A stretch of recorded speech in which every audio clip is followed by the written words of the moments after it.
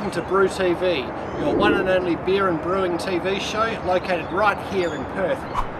Every week we'll be exploring the world of beer and brewing in Western Australia, from the home brewer to the professional breweries and everything else in between. And for you cider drinkers and ginger beer lovers, we'll also include you as well.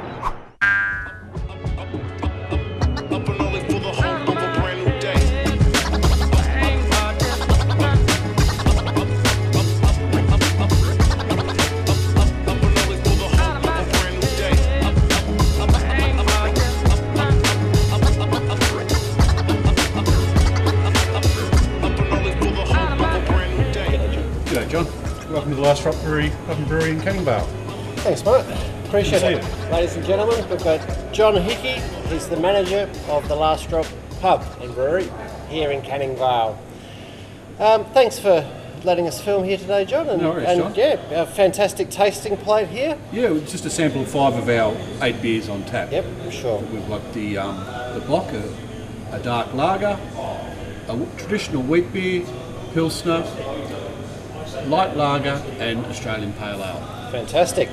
And all the tap beers here are Last Drop beers? All the tap beers here are Last Drop. They're ales, and the wheat beer is brewed here on site. You can see the tanks behind us. We'll have a look at those. And the others come in keg form from Bedford Ale. Sure, great, yes. So how do you find the general public receive the beers here, and you know, do you get a regular clientele coming back for the Last Drop beers, or you get new people coming in? There's always new people all the time coming in to try them, John. You'll often find probably 80 to 85% of the customers coming in prefer the European style of the Last Drop beers, yes. Where the other 15% of our customers probably prefer the other beers that they know by choice. Yep, sure, absolutely. But again, you could probably refer some of those people onto a style of beer that's made and try and fresh, convert them into a better beer. Yes. That's what we're always trying to do. We feel like the early Christians, always trying to convert the savages. Absolutely. Yeah. So, apart from the beers, what else do you do here at Last Drop? Well, we've got 150-seat restaurant just to the side of us. Fantastic, yep. We've got a rather large beer garden. You're more than welcome to go and have a look out the front. Plus we've got our courtyard area to the side here, which is a covered courtyard that holds roughly between 80 to 100 people. Great. We do a lot of functions here, mainly weddings, engagement parties in the covered courtyard, also with seasons across the road.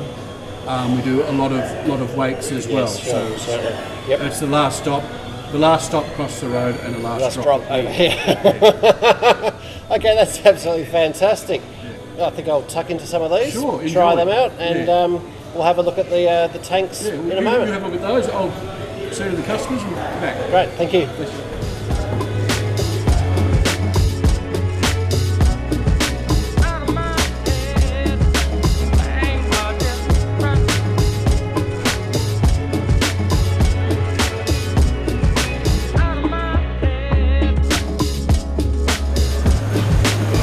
So John, we've got these massive fermenters located in the back here of the pub. What's actually happening? Well, John, this is the brewery part of Last Drop Pub and Brewery. Yes. These are 2,400 litre fermenting tanks. Yes. We're brewing and fermenting our wheat beer and our pilsner in these tanks. Yes. So you can see the black hoses are the ones we're pouring from. Yes. The ones that aren't connected up are the ones that actually have been fermented and they're waiting to finish. So theoretically, we should be finishing one, then the next one's ready to go. So you're literally serving the beer straight from the tank. So inside the tank, there's a white cold plate. Yes. Keeps it at 0.0, 0.3. Yes. Nice and cold. Yes. Comes through into our taps at about negative 1.3. Yes. We find that if it's any colder than that, it will kill the taste. Oh yeah, yes. No, that's great. It's certainly a talking point. Yeah, it's something different. In the pub game, you have to be a little bit different in some aspect Yes. from the pack. Yeah, as sure. things get lost with everybody And else. yeah, what better way to drink the beer than straight out of the, off the wood. Off the wood, that's it. Yep, great, John. Right. Thanks for having us here. And No worries. yeah, You enjoy all the the beer, best. John. Yeah. Thank you. Thanks for coming. Thank you.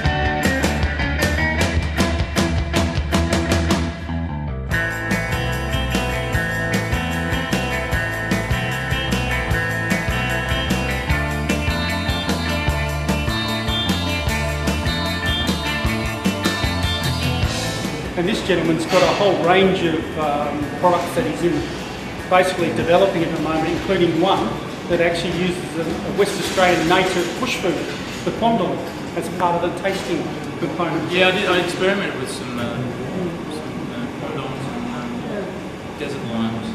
It's a whole new area that really, West Australia is a hot spot for bush food. So what would you do with the leftovers from that?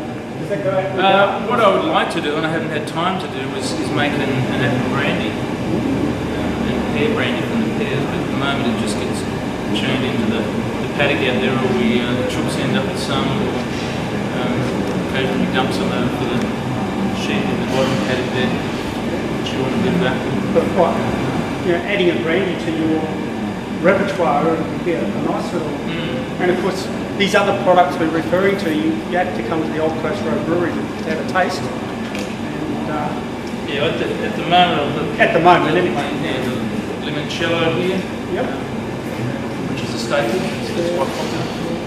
There's And that's the one where a chai liqueur that we sell in the Old Coast Road Brewery as well. So they're nice, refreshing ones with a bit of a lemon. The limoncello is very refreshing. So the process after this is essentially we press it all into the fermenter here. So it's going through this line. Through this line here, there's one way valve here so that it will flow back between presses. Into the fermenter there's a section here, there's a glycol jack on it, jack. So and it's quite important for the ciders to, the cooler you ferment them, the more of the apple character sort of retains and doesn't get blown off in a hot sort of bubbling ferment. So I'll probably ferment this. I've got to get more time with this one, so I've got some apple cider heat up, so I'm 12 degrees, just sort of a lager ferment temperature. And how long is it sitting in one fermented or? At 12 degrees it will probably take 2 weeks to finish. Yeah, we're using a champagne yeast, which is fairly neutral. There are some newer yeasts that have just come out which I'm going to experiment with, that sort of retaining one of the natural flavours of the fruit. The champagne yeast is fairly neutral, so you don't get anything out of it into the sun. So what we try to do is fill the product as little as we can, so it's as natural as possible. Yeah, so no filtering, no using refining agents.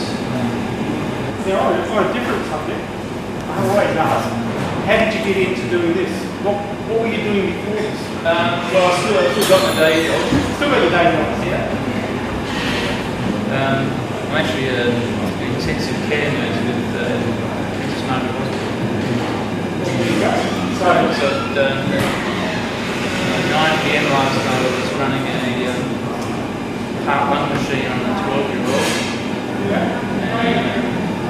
And making that cider.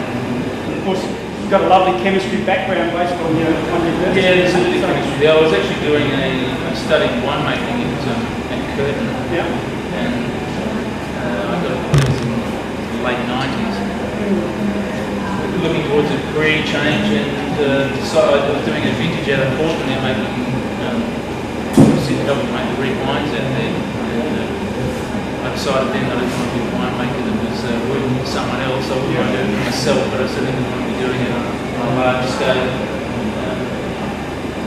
And it was pressing out the reds that actually got me interested in distilling, because I ended up with a 4-ton tip truck, which is full of these red skins, which are straight out of the press, so that you can almost chew on them and they smell and look that good. Yeah.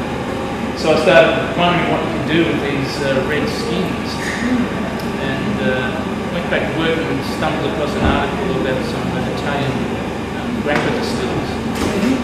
And started looking into distillation, and then that went from grappas to whiskey. And the good old internet is sort of opening a whole range. Yes, yeah. And it started to allow us to see what else is going on. So that was quite a while ago. So how did you stumble across Andrew? Because basically Steve is brewing on site, working alongside Andrew from Old Coast Road Brewery. Andrew is my brother-in-law's brother.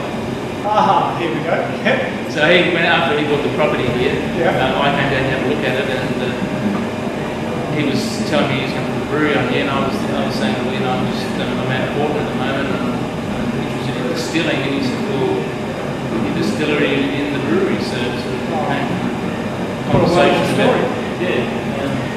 So it evolved from there. So I started distilling first. I didn't get into the ciders until a couple of years later. Yep. And then as cider became more popular, there was a demand, so people were coming in, you know, they weren't beer drinkers, we got any cider, so Andrew was a bit under the pump with beer, so we said, do make a cider. So